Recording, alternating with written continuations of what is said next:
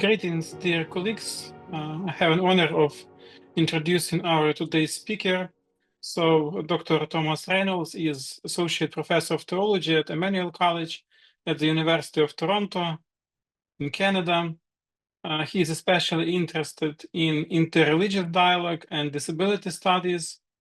Also, he teaches and writes on a range of different topics that are related to constructive theology, theological method, intercultural engagements, contextual theologies, philosophical theology, and the thought and influence of Friedrich Schleiermacher. One of his latest books is Vulnerable Communion, a theology of disability and hospitality that certainly relates to the theme of this year Summer School of Theology of our institute. So my pleasure and honor is to introduce our speaker, Dr. Thomas Reynolds. The floor is yours, and we are ready to listen to your presentation. Thank you very much for your introduction and for the chance to be with you all today. It's an honor, even though the summer is technically over, to participate in the Summer Institute and be with you. My heart and prayers have been with you and the Ukrainian people for a long while, and so I'm especially honored to offer what I can and be with you. The violence of war creates, in many cases, disability and trauma. And so the churches may be called into unique positions to respond and bear witness to God's love in the world in a robust way in this time. So thank you for the introduction, and it's an honor to be here. I'm coming to you from Toronto, Ontario, in Canada, where the sun is shining brightly here. So hopefully you can see the side of my face lit by the sun. I'm going to share my screen here, if I could. And begin my talk and use PowerPoint. So I'll just do that really quickly.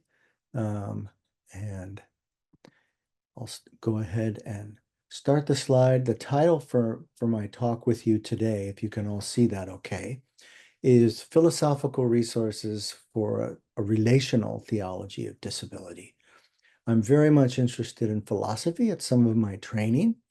But in some cases, philosophy has a bad reputation for being too abstract and too inaccessible to faith communities. But in other ways, philosophy can be really important. So I want to highlight several themes, and I'm going to do so in basically 3 steps, 3 moves today. I have them listed right there as a general outline for you to look at. First, I'm thinking of philosophy as a resource, a tool that opens the possibility of critique and deconstruction. That is, helping to dismantle barriers. And I've listed 2 there that I'll discuss today. Moving beyond tolerance and inclusion, which can offer problems. Sometimes those words are used positively, but I'm using philosophical resources going to show how, in some ways, those can be problems. And I want to interrogate normalcy and ableism, which you may have heard about in this Summer Institute from other speakers, but I'm going to do so using some tools that I've learned from philosophical resources. The second move, I'm going to think about philosophy as a way to reimagine and be constructive, not just critique, but offer generative resources. And for me, these resources have helped unpack themes of vulnerability, relationality, and interdependence in human life. It also, in my next book, which I'm writing now, is on care. And philosophical resources can be really important in interrogating care. And finally, I want to bring this home thinking about theology and developing what I call an expansive relational imagination. And I'm going to use the theme of hospitality, which is deep in the biblical texts, and explore what it means not just to be hospitable to others, but with others as a deepening of the whole theme of hospitality. So I want to begin with a personal story. And I want to highlight a biblical text that some of you may know, 1 Corinthians 12, verses 12 through 14 on the body of Christ. And I'll simply read it here, and hopefully you have a means of translating too.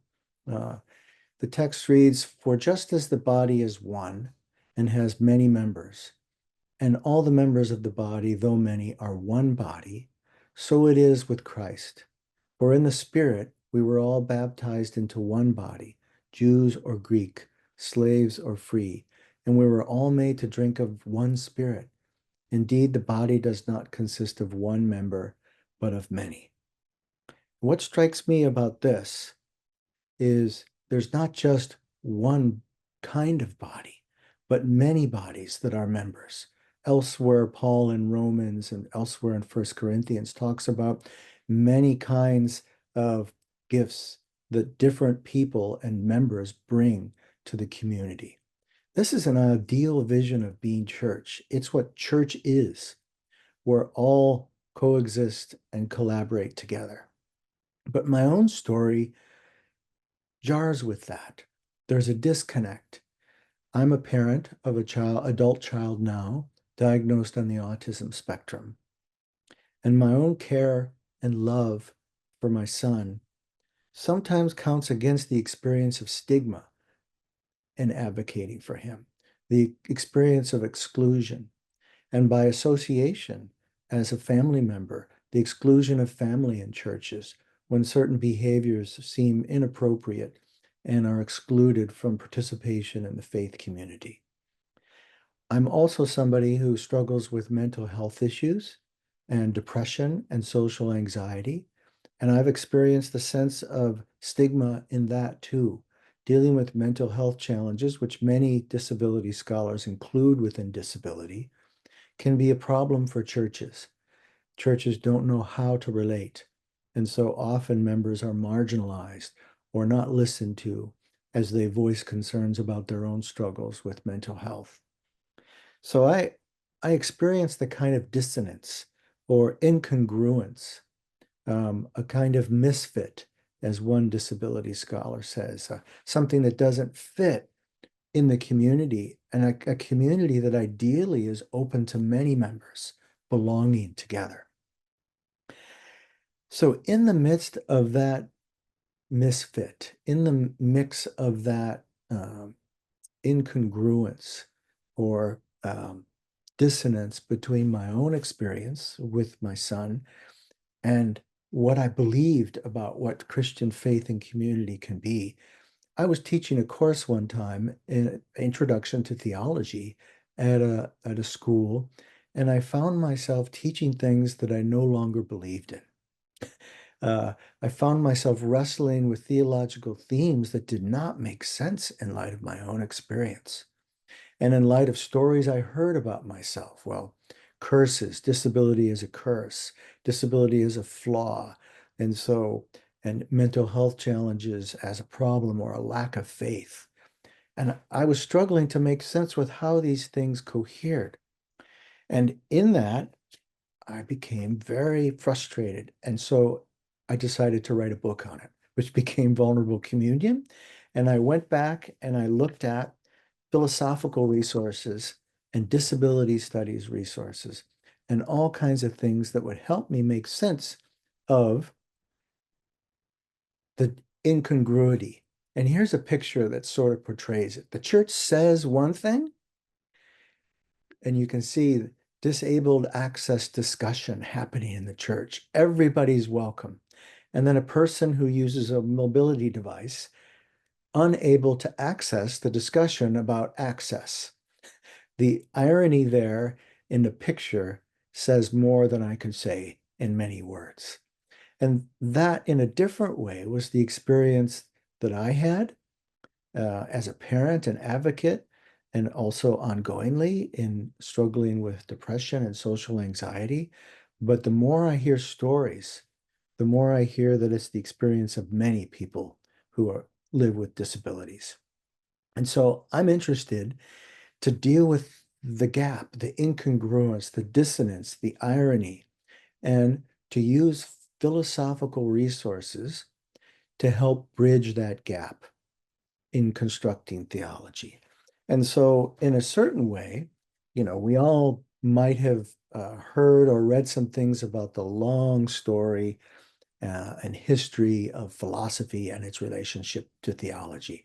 I don't want to go into all that today, um, but I think that history is helpful in certain ways and to give a glimpse into productive resources for thinking about theology of disability. And I want to refer to philosophy as a kind of posture, a kind of attitude to the world that explores. On the one hand, philosophy opens to interdisciplinary discussions.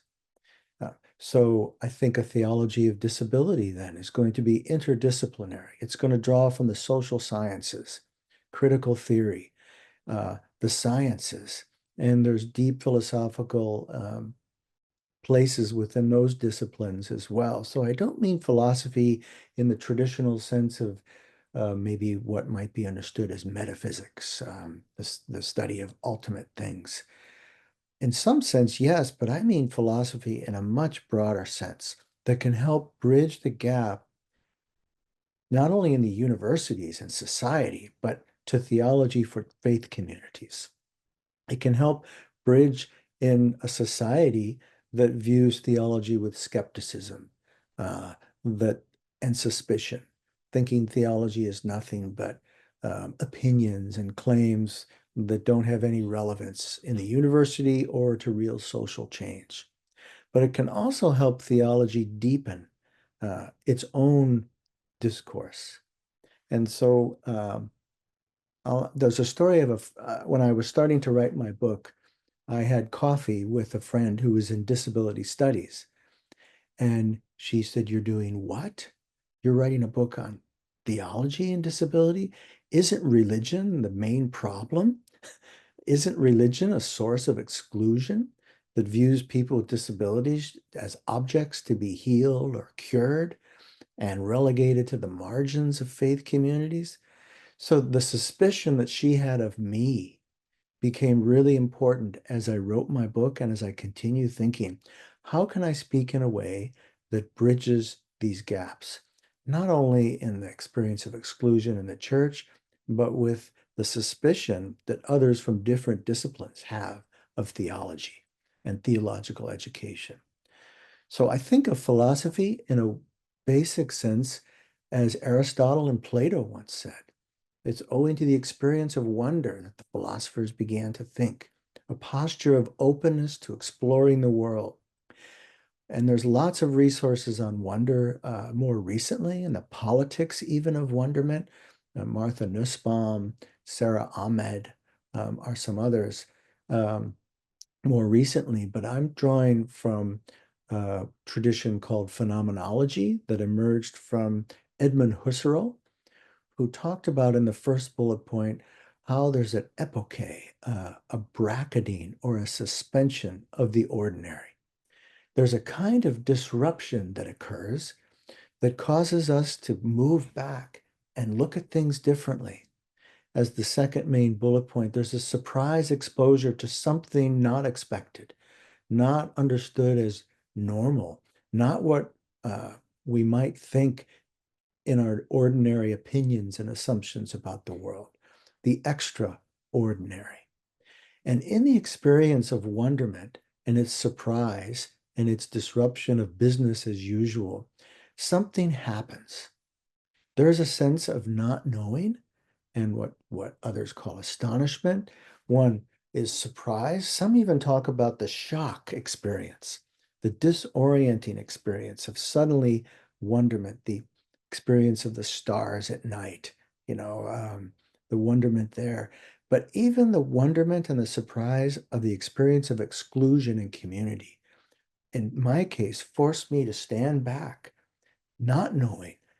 And in a certain sense, a posture of humility emerges. I don't understand. I don't know. And that inspires a kind of desire, a desire to reorient and reposition oneself in light of the experience towards greater understanding and even transformation. And there's a philosopher who I particularly enjoy reading, Paul Ricoeur, French philosopher, who speaks of hope as a passion for what's possible. In the experience of wonderment, New possibilities are presented, but the initial sense is not sure what to do. And so there's a movement, a kind of desire to move forward. My son and I once took a nature walk, and he saw a snapping turtle for the first time, a big snapping turtle in a pond. And his experience of wonderment, his words to me, "Daddy, let's get closer." He didn't know how to process, but to reposition himself in light of this new creature he's seeing, he wanted to get closer and explore. There's a sense of hope in that, a sense of promise that something more is possible in the experience of wonderment. And so I think of wonderment as a desire to be at home in things, a desire to find a place, to know, to be transformed, as a fundamental posture of philosophy. It's there in so many different ways, from Plato and Aristotle up into the figures that I just mentioned, Martha Nussbaum and Sarah Ahmed. And so in the space of that wonderment, theology and philosophy can be companions.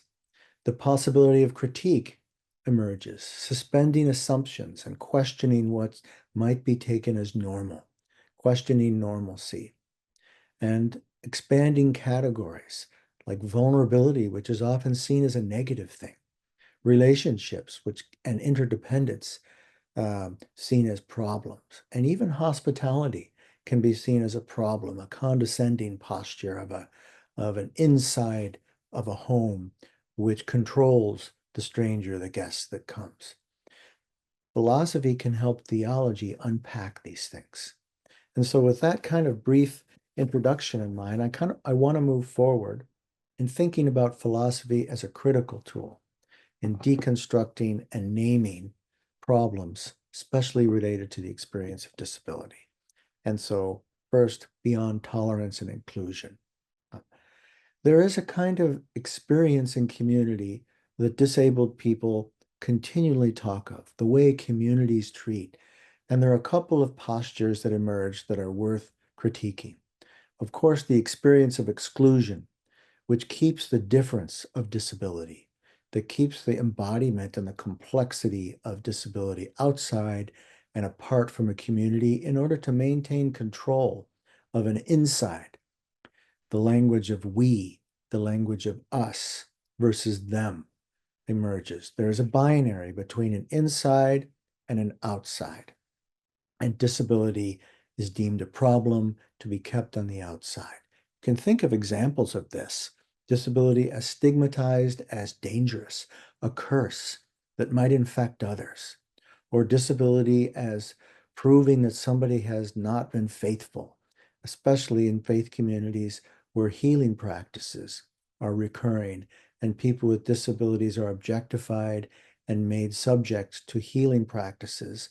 And then when the healing doesn't happen in the way a community expects, the person with disability is blamed. These stories abound. So exclusion. The second one is marginalization. People with disabilities might be included in a thin kind of way, but the difference represented is relegated to the edges, to the near outside, the periphery of a community, in which the inside maintains its control of the business. Marginalization happens in so many ways. Disability is one way in which it happens. And there are many philosophers, and especially political philosophers, that deal with this experience and the injustice that emerges. Another experience that's worth talking about and holding up for critique is tolerance. In some ways, the language of tolerance is used positively. We should tolerate one another's differences. But tolerance can betray very subtle practices that allow difference, but merely put up with it, merely accept it in a limited way, and in a way that's condescending, that looks down upon difference, and still controls it without really opening up to being transformed by what difference represents. So tolerance can be a means of social control. Tolerance can be condescending, And I think of examples of this like pity. Or I think in churches of how um, programs are set up for people with disability outside the main worship. So a person shows up, oh, we have a program for you. Here, it's downstairs. Meanwhile, the community maintains its service without opening up to the experience of disability in the midst. I've experienced this in some ways in the journey with my son, where sometimes behaviors became a distraction for others. And so we were tolerated, but not really allowed to participate in the community. Another experience, and often in churches, is special needs classes. Even the language of special needs can be a problem. We'll tolerate the difference, and we're naming it something needy. So we have a resource for you, and it doesn't mean being allowed in the mainstream group. Even language of inclusion, which is used often in a positive way, can be just another means of social control. And here I use critical theorist Sara Ahmed, who has written several books where she articulates this. It may grant space for difference, but that space is already established and fixed, and the person or the group is assimilated into it without avoiding any sense of transformation. So to be included, somebody may be present, but not really contributing to change or contributing to the community. Inclusion actually, as Sara Ahmed says, can be a means of exclusion, actually. Your voice is really not important, but we'll include you in order to feel better about ourselves. So all these things can be held up for critique, and there are a number of resources, philosophical and beyond, that address it. One key element that animates this, all four of these things, is a fear of difference, a fear of change, a fear of moving beyond the assumptions that we take for granted, the we of a community, a fear of vulnerability, a fear of being exposed. And so disability can be seen as a problem with a person's body that's treated in certain kinds of ways. And so we open up to disability studies, and there are several different philosophical angles. And I take a social and relational view, especially as we'll unpack it, of disability. You may have heard about some of the models this summer. I don't want to go into all that, but I want to speak about how the postures that we just saw can be actually held up for critique, seeing disability, one, as a social process, as a systemic. Systems of normalcy are set up to expect certain kinds of bodies. Disability becomes a disability when obstacles are there that limits or restricts participation. Obstacles that are set up by the community, not just a problem with the person's body, but often become a problem. Disability involves social processes which create obstacles by which an impairment somebody has becomes deemed as a problem, to be cured, to be solved, to be excluded, put on the margins, or even included, but on certain terms and not others. The relational and social view of disability becomes a really important way of locating the problem in the community too. There may be real medical issues. There may be real barriers to participation, but the community and the environment are important elements in that. So there's a relationship between bodies and the social system and the relationships between people. And what's interesting about a relationship approach, a relational approach, is it looks further than inclusion.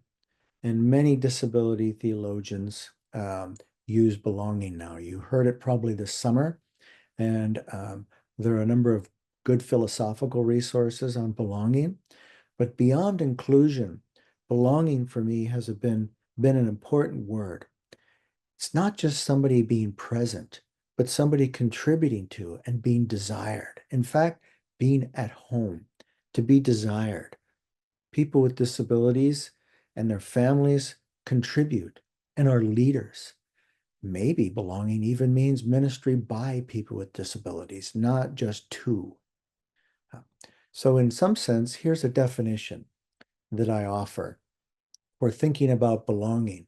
It's an ongoing process of deep welcome and hospitality, which not only removes barriers to participation, but cultivates participation and the co-creation, that is, co-creating, doing it together, the creation of life together, and the effect of which transforms everyone, the whole community. Now, this definition, you'll see how I unpack it later, but it's worth noting it from the start as we think about this. The whole community is transformed, belonging, deep welcome, co-creating, involving life together where everybody contributes. What's really important here, then moving to a second piece, beyond normalcy and ableism, is thinking about disability then is not about them, others with problems, individuals with problems, but criticizing the system. And so terms that you'll often see, normalcy, and I developed this in my book, which is an ideology. It's a means of centering values and practices in standardized ideals that shape who belongs inside a community. Normalcy involves rituals and routines that have formative power to shape who we expect is the prototypical and normal body. We can think of that even in terms of what is often assumed to be the whole normal person: individual, autonomous, rational self-interest, efficient, productive. All these things these values have become normalized in rituals through social media, through education, through the church. And if disability is relational and social, then normalcy can be critiqued. And normalcy is the fuel behind ableism, which is an ideology that restricts access and participation for people with disabilities through attitudes and conventions that portray disability as a diminishment, a flaw that diminishes people. And for me, in my own resources, I think ideology critique is extremely helpful. And here I think of critical theory in the Frankfurt School, Theodor Adorno, Max Horkheimer, Jürgen Habermas are some philosophers represented there. More recently, I would put Judith Butler, Sarah Ahmed. There's a number of people that I would put in critical theory, but the importance of the critique. And I just name the critique of instrumental reason, which Adorno and Horkheimer and Habermas particularly foreground, the idea that reason is there for managing and constructing life together along all sorts of ways that objectify human life, including disabled people. Instrumental reason rationalizes relationships, makes them streamlined, becomes a vehicle of normalcy and ableism. In my book, I talk about economies of exchange. That is, people have exchange value in terms of what they can contribute along normalized ways. So they have what I call body capital. They have a kind of market value in the community that if a community deems something not of value, they're stigmatized, they're excluded, relegated to the margins, tolerated, included. So the critique of instrumental reason and ideology critique can be an important way of naming normalcy and ableism in communities. For me, this has been life-giving because it's helped me see that often language works to exclude. The language used in a community can reproduce normalcy and ableism, attitudes and narratives. For example, seeing disability as a flaw to be cured, healing practices in the church, forces us to re-examine scripture. Disability also sometimes is romanticized and seen as a blessing. I've had people approach me to say, I'm so blessed to have a disabled child who teaches me what it really means to be human. To that, I answer yes. And also the danger of instrumentalizing and objectifying people to serve as blessings for a community can somehow miss the person themselves, can overlook the fact that the person should be the one defining who they are, not the community that deems certain things from them. That's a key piece that, in my experience, that churches in their language talk about blessing in a certain kind of way that reproduces normalcy for a community. Another one is people with disabilities are just passive recipients of care with no agency of their own. And another one, disability is all a person is about, which miss the complexity of embodiment and the many other features of a human life. The key is watching the language of how a community shapes its attitudes and forms people. And for me, thinking about the church in this way has opened up critique. I once had somebody say to me, and speaking at a church community, we don't have any of them here. And I thought that's an interesting statement. Who is the we and who is the them? And maybe the question should be why that you ask in the community. Who is speaking and who is named? There's problems that actually contribute to the church itself being disabled. If we have a relational social model, maybe it's not individual bodies, but the church community itself that embodies disablement and treats people in ways that denies the full dignity and humanity. So, how do we construct spaces? How is the church designed to affirm all? What does lack of access in a community say about the community itself and what it prioritizes and values? Key questions that actually invite moving further to using philosophy as a constructive resource. And here I foreground the themes of vulnerability, relationality, and interdependence. I'll begin first with vulnerability. There is a whole field of studies. I call it the feminist philosophy of vulnerability, and I list a few names there that are powerful voices in this community. Judith Butler's recent work, Erin Gilson's written a book on the ethics of vulnerability, Catriona McKenzie, and a number of others. But there's some themes that emerge. One, that vulnerability is a basic condition of human beings. Embodied fragility, precarity. By nature, humans are always incomplete and desire connection and being at home. But it's basic, it's shared among everybody. But on the other hand, there is what they call situated vulnerability. Some bodies, in some contexts, are more vulnerable than others. So vulnerability is distributed unevenly. Some are more vulnerable than others due to situations. Disability, for example, is more vulnerable in communities that are not accessible. Or you think about economic poverty, racism, patriarchy. There's a number of ways that render some bodies more vulnerable than others, even as all people are vulnerable. And some even go farther to say there's what is called pathogenic vulnerability, where the vulnerability of humans is targeted, harmed, or oppressed. Some are deliberately made vulnerable. Violence and aggression and warfare, but also domestic abuse. You can think of a lot of ways where vulnerability isn't just situated differently, but actually made, remade, and harmed and abused. Becoming a scapegoat, disability has been subject to pathogenic vulnerability in some ways.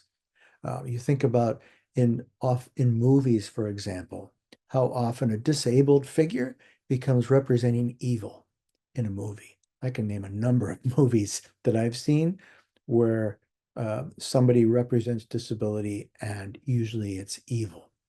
This allows disability to be stigmatized and targeted as something flawed. So this literature is very helpful to articulate things in ways that move theology.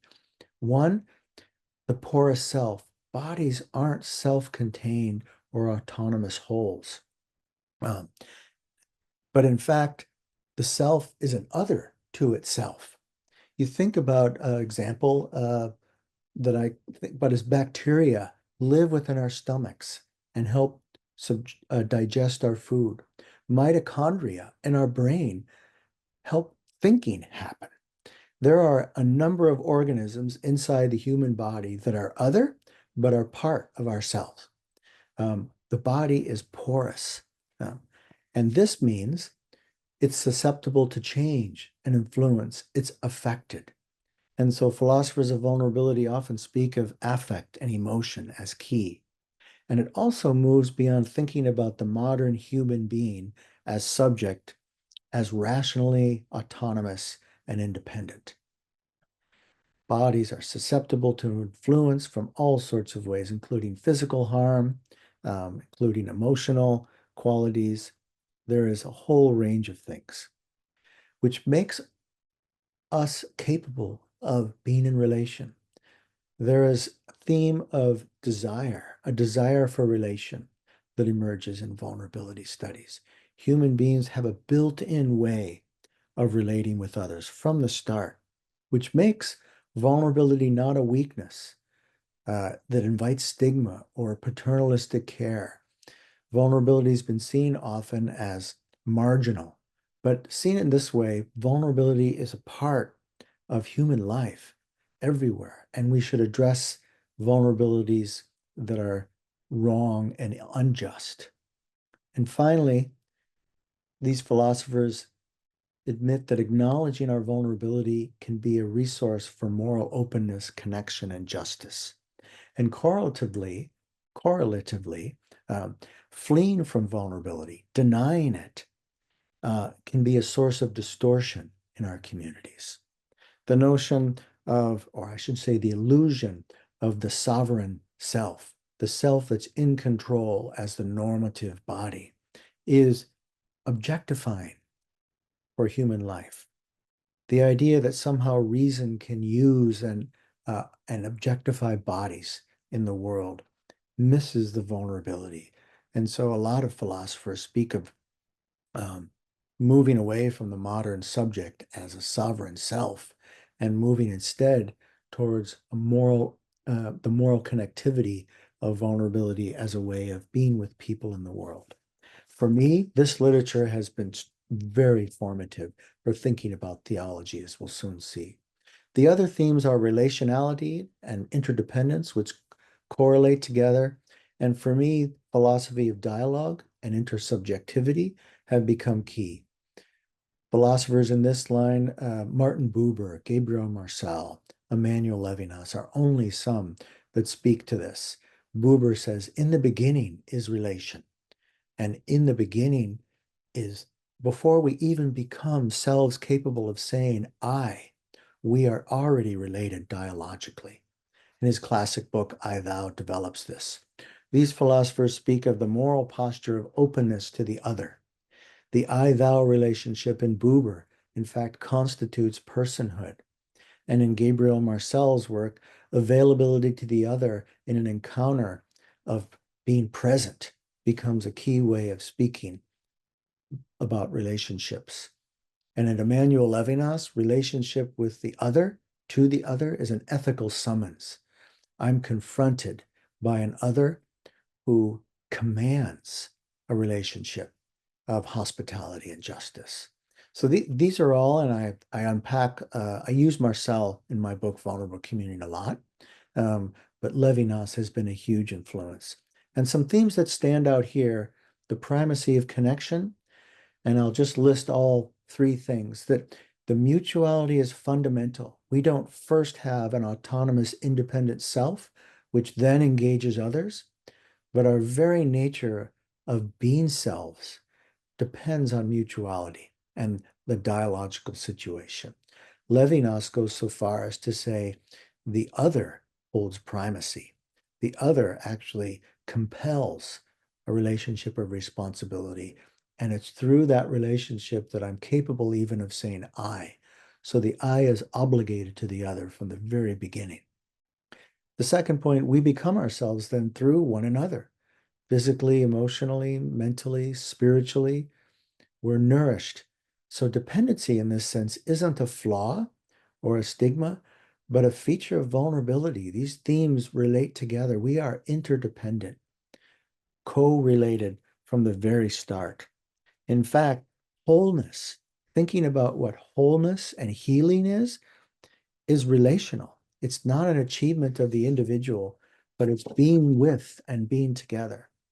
And in this light, the literature on care becomes important. And I'm giving samples and examples from my own journey here, and there are a variety of ways to approach this. But the feminist ethics of care that begins with figures I named there, Joan Toronto, Nell Noddings, Eva Feder-Katay, and other authors are key in this for me. And in the literature, themes that move here because it help us being constructive is cares about the messy entanglements that vulnerable interdependence in the world together entails as humans seek well-being and wholeness together. We're entangled from the start, and care is a way for these thinkers to name the dynamic of what's going on there. As an attentive investment in life, in vitality and goodness, as we encounter it in one another in the world. Care is not just an attitude of being caring, but it's a practice of care. So these scholars often talk about there's a disposition of care. I become caring, but I practice that in specific acts. And the danger here and why it's so important to do the difference, because I can call myself a caring person, but I could be paternalistic and coercive to somebody with disabilities. My son tells me all the time, not your way, Dad, but mine. Listen to me. So being attentive to the here, to practices, as well as postures, is really important in the care literature because care often in disability studies is seen with suspicion because of that. Care, as one writer, Akemi Nishida, she calls it the connective tissue of relationships, the mutuality of giving and receiving, not just one person to another in a unidirectional one way, but for and about as a responsiveness that gives and receives, that's about mutuality. Sometimes it's asymmetrical, sometimes it's balanced, like a parent and a child, but even in that, there is a mutuality that holds the two together in a tissue. It's a receiving as well as a giving. And in this, it mediates value between people, not to somebody, for example, a disabled person, as a passive recipient with no agency of their own, somebody with depression like myself who just receives care, but a dynamic that mediates value between people. The people that care for and with me tell me that I'm valued, even when I don't feel it in my heart in a depressive episode. Care then involves, in the end, creating just conditions for mutualities and interdependencies. And I like the quote here by Berenice Fisher and Joan Toronto, who say, care is to maintain, continue, and repair our world so that we together can live in it as well as possible. Now, care becomes a dynamic justice-making process. And so brief here, because I realize my time is evaporating. How does all this help theology? For me, using these resources help cultivate the expansive relational imagination, relational theology of disability. And I use hospitality in this sense, which you've had other speakers perhaps talk about this, but for me, hospitality is a key biblical theme that opens to the themes we've just discussed. In hospitality, there is an openness to strangers as neighbors. In fact, where strangers and neighbors together become neighbors. All are loved by God. from the start. In fact, having a home, a house to welcome means that the stranger, the unfamiliar, the perhaps unexpected, the foreign, the marginalized, is one loved by God who is invited to be home with. So the logic, the inviting strangers, is one of assuming the stranger is already a neighbor and can become a neighbor with the host, loved by God from the start. The dynamic is so suggestive, and we can talk about it, but it first reflects God's hospitality. God liberates and welcomes the Israelites and asks the Israelites to do so to others. So there's a kind of dynamic of God's injunction for the Israelites to welcome the stranger as I've welcomed you, God says. In fact, going even further, in the dynamic of Jesus, Jesus asks to welcome those as you welcome me. So there's a dynamic there that flows, that's powerful. In fact, it's God's welcome that's the cornerstone of the home. It is the basis by which a home becomes a home. More than a space to include and assimilate, but a space where to welcome another becomes key. And in this, there's a relational reciprocity, what I call a witness to God as a witness with another, being with. I like the term with, the preposition here, because it's not a condescending gesture, but what emerges as a reciprocity. For example, hospitality involves welcoming another's way of welcoming me, welcoming another's way of saying what it is to welcome as a whole.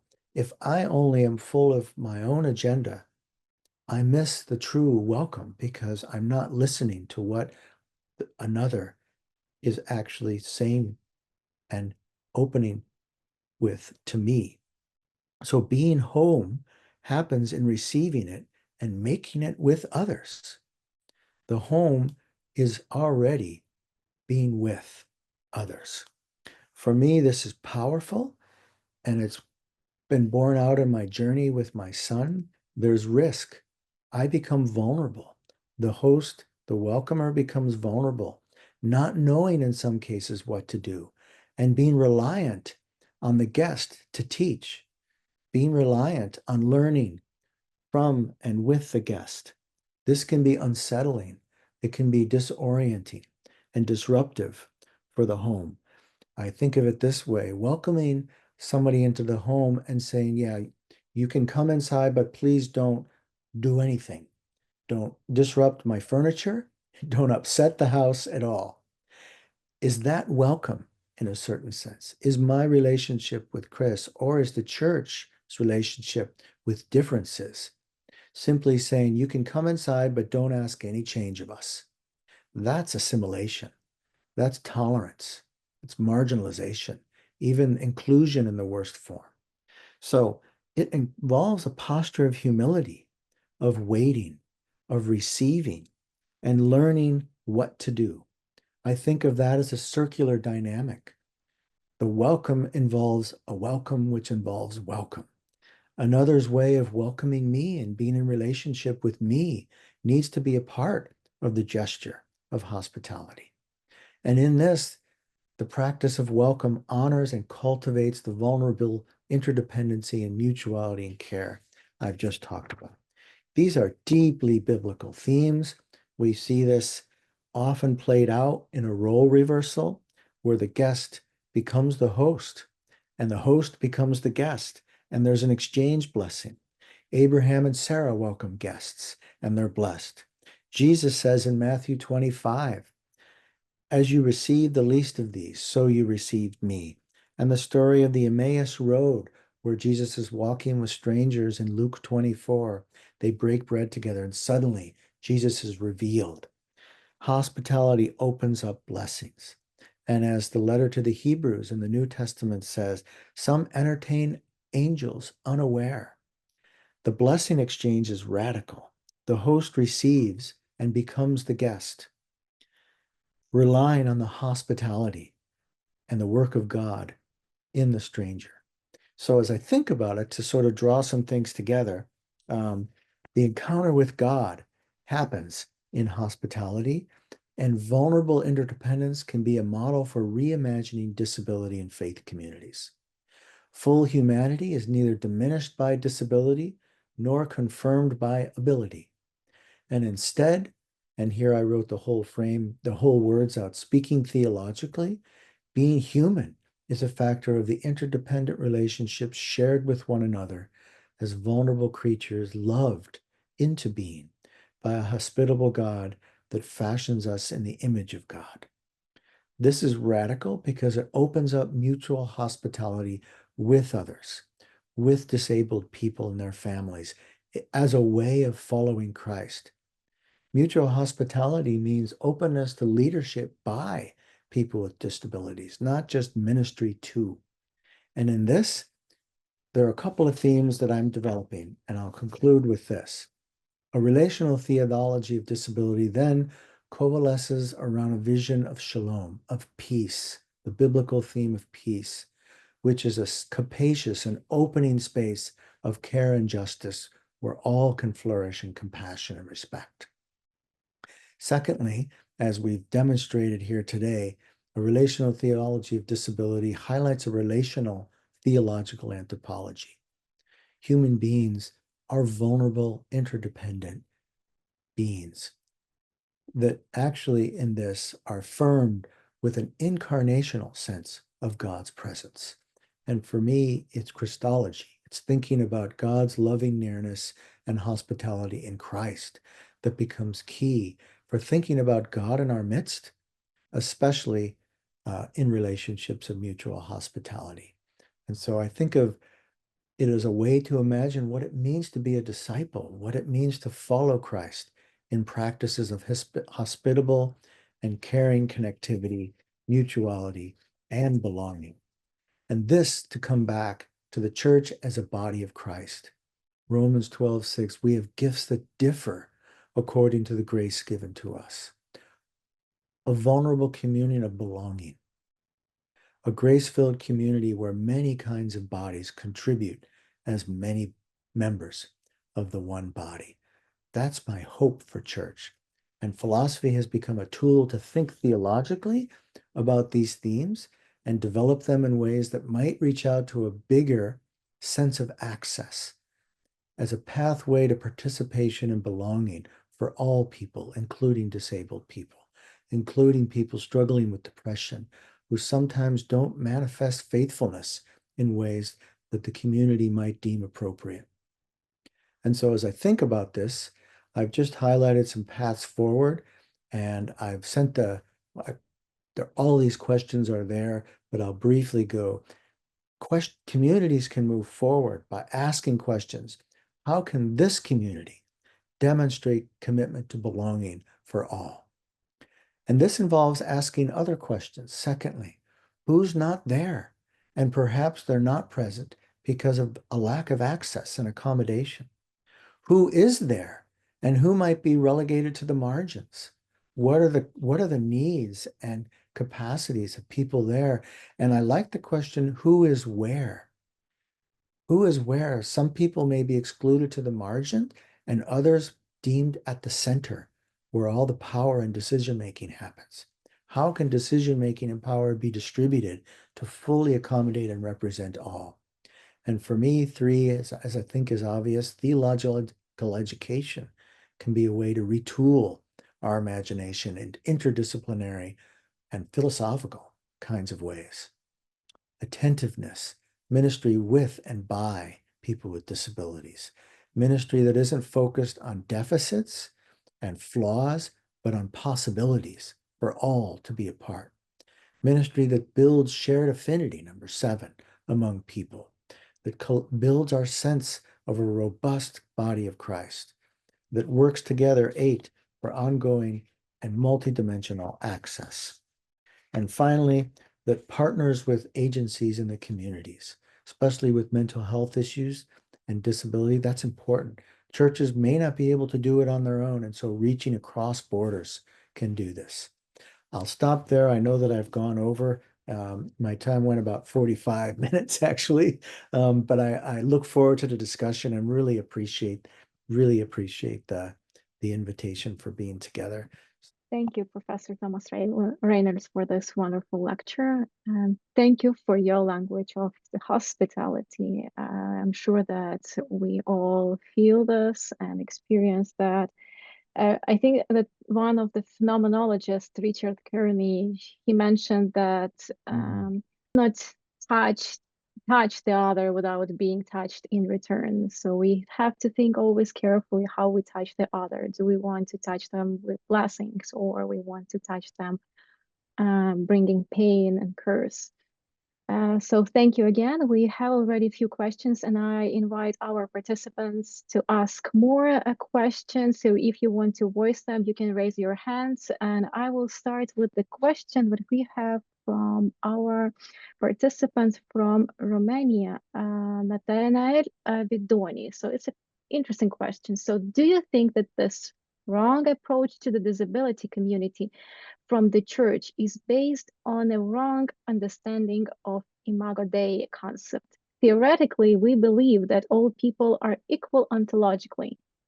But can someone argue the case that Imago Dei is understood in practice as a perfection of the human being, and everyone not perfect is not thus Imago Dei? Yes, Imago Dei is first of all a very scary conception that can be a deep problem. Thank you for that question. It's very, very important.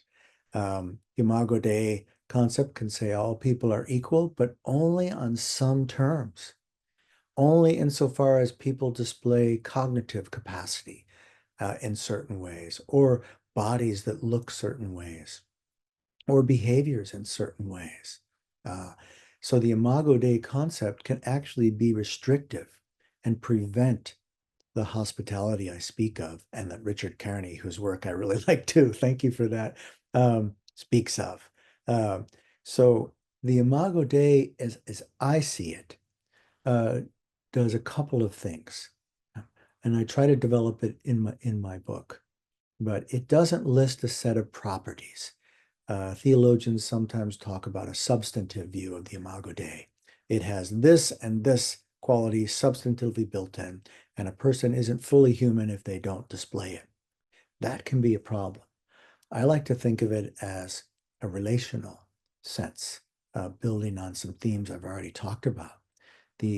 What do we see in God's hospitality? We see an openness to the world, relationality, capacity to be with, not as a property, but as a creative and responsive way of engaging.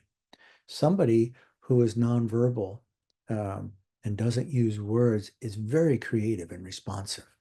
And it's a matter of acknowledging the difference. And so I like to think of Imago Dei as about equality and difference. Equality, not so much as everybody should look the same, because equality has the language and the implications of sameness, but also difference. The difference with not being viewed as inferior, not being viewed as flawed, but embodied complex differences, as one philosopher of disability, Tobin Siebers, defines it. Complex embodied differences, complex embodiment means that human beings in the Imago Dei reflect a number of ways of being human. And you probably heard of the disability scholar Nancy Iceland in the summer, who talks about Christ being disabled. We could think about this Christologically, that if God's loving nearness with us, Emmanuel, is embodied in Christ, who retains the wounds of the resurrected body, the wounds of the cross, Iceland suggests God is disabled. God affirms disability, not a perfect, seamless body. So the resurrected body of Christ actually can be seen as a way of thinking about Christ as the full image of God, as not perfect in the ways that humans often see it, as wounded, as retaining scars. This involves a number of different problems too, but I think it's a way to speak back against limiting conceptions of the Imago Dei. I like to think of equality and difference, and seen so in a relational way. Hope that helps a little bit. Yes, thank you. I also know that the relational theology often goes side by side with process theology. So when we speak about relations, we always speak about a little bit different gods. So not Yeah, the God who is substantive, but God who is always changing through the relationships. So we are part of, not, let me say, the image. So maybe you can comment on that, because this is the thing when some philosophers and theologians tried to rethink this image of God, maybe ontological, stable image of God, in order to bring more possibilities for this diversity and the multiplicity that you mentioned. Thank you for raising process theology and philosophy, because if you read Vulnerable Communion, there's a lot of process in the background. I didn't raise it in my talk because sometimes that language, it's a whole language of relationality. I think you've had Catherine Keller in the past. She's very well known. I love her work because she uses continental philosophy and process. But I think you're exactly right. And thank you. A God who is relational, in fact, a God who is vulnerable, who models vulnerability in relationship. A God who loves, as I say in my book, is a God who changes in that relationship. How does that force rethinking some traditional categories about God's sovereignty and absolute, um, transcendence, which can be really, uh, really problematic? And so I'm very open to process philosophy to help articulate that language. And there's some great books out there in process theology. Not a lot has used it in thinking theologically about disability. Um, and I think in part because the language can be difficult to enter. There's all sorts of categories that Alfred North Whitehead, who's kind of the beginning of process philosophy, uses.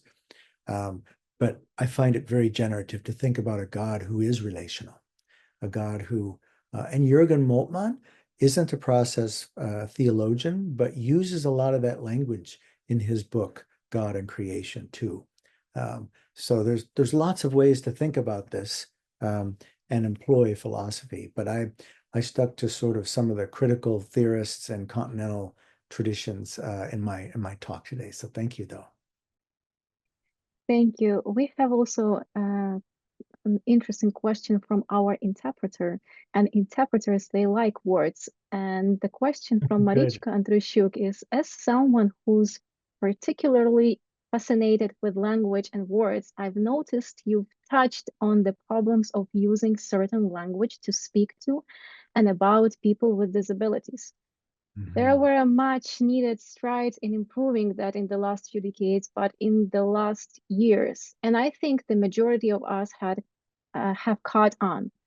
But it snowballed to such quick changes that unless one is really on top of the latest trends, they are bound to inadvertently offend someone by using now outdated language, for example, referring to people with autism. How can we stay on top of the latest developments so our language does not become a barrier to communication? Thank you, Marichka, for this question. Yeah, that is a beautiful question. And there are several things. Yeah, the literature on autism, neurodivergence is a kind of term that's often used. And in that community of literature itself, there is a lot of debate about what language and who gets to use it.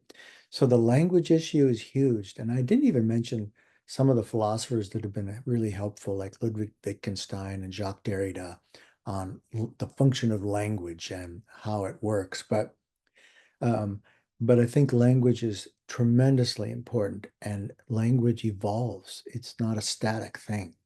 So being open to the language changing, especially as more writers and voices who identify as disabled and neurodivergent, or in any other cases, it's like feminist literature emerged because women were speaking for themselves in the first and second wave of feminism. And I think that's happening now in the disability literature, and particularly with theology and disability. And so we learn that the language changes as more voices enter the picture. And I think that is a beautiful example of learning together in hospitality with. There's always risk in hospitality. The risk of failure is huge. So using the wrong language and upsetting somebody is part of the failure. And the question is can we as communities do better at struggling together, at failing, but also learning then as a result? I make a number of mistakes. The language evolves. Things that I wrote in my book a while ago, I would not say now. And I read it actually, and I go, yeah, I would think differently about it. The question is, how can the hospitality that especially in theological traditions that draw from biblical texts see there, how can that more fully be a part of learning from one another, encouraging one another, and holding one another in mistakes? I'm a jazz musician, and sometimes I think of being community as artistry. It's the art of making community together. And sometimes in jazz performance, I'm a pianist, one of us makes a mistake.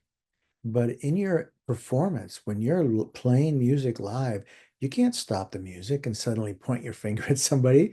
You have to adapt and improvise and collectively recreate the music. And as a music teacher once told me, there's no such thing as a wrong note. They're just wrong resolutions. And we in community, we make those resolutions together.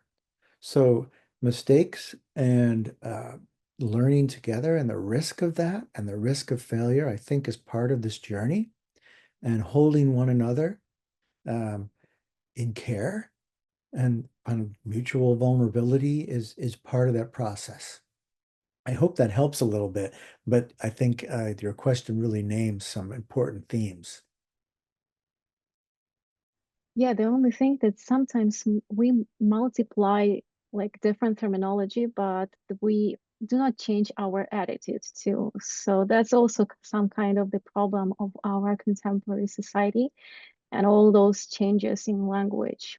But Yeah, yeah, because I think. sometimes the language does reflect a larger attitude or horizon of interpretation behind it. So somebody's language could reflect deeper, what I would call distorted imaginary. Their imagination is held captive by normalcy in some way. And it's the theological education and it's the members in faith communities work to help reimagine those background attitudes and assumptions that are reflected in the language, like the language of disability as special needs, for example, which is no longer used because it romanticizes and it makes disabled bodies somehow subject to special practices, which again doesn't honor the equal and difference part. So all that to say yes to your comment there. Thank you. I have a question from Sundays Asoso. I hope I pronounced the name correctly. Sorry if not. I like your statement that philosophy is a posture, but while the tools of philosophy can be helpful, does theology not provide far richer and fuller tools for acceptance and mutual hospitality? For instance, Imago Dei or Paul's concept of the community in the spirit. Briefly, yes. I would agree with that comment. As a person who affirms gospel, God's loving nearness in our midst, the kind of fundamental orientation of my life is around gospel.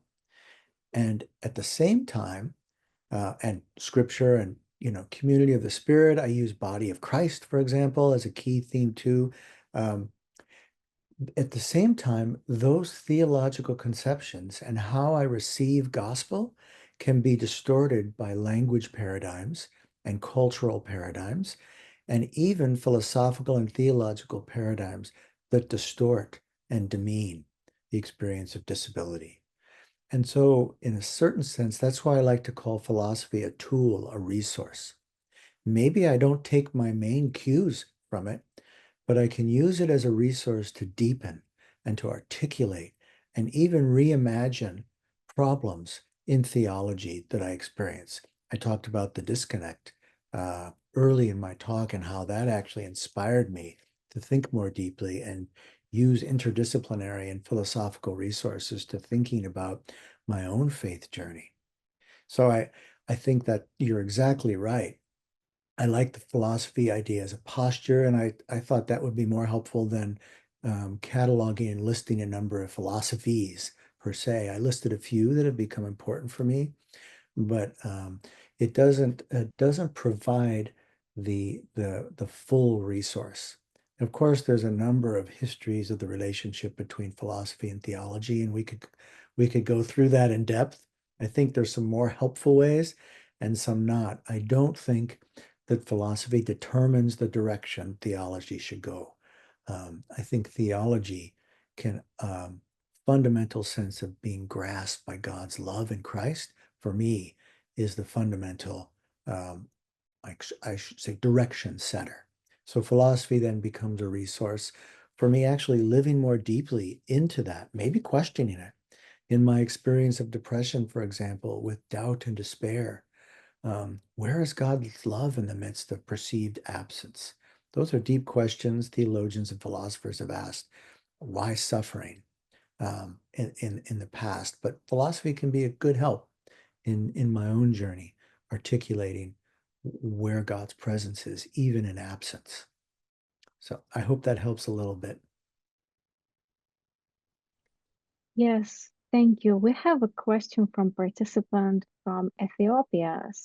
The question from Tamana Kaneni Valka. As to my observation, religious model of disability is at work in faith community.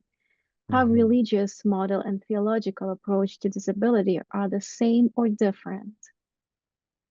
And then there is a comment about the language. I think people first language, like people with disability, is preferable to disability first language, like autistic child or disabled people. Yeah, those are both good comments, and thank you very much, Tamena. I'll begin with the second one. There is a great debate in disability studies about language. Is it people with disabilities or disabled people?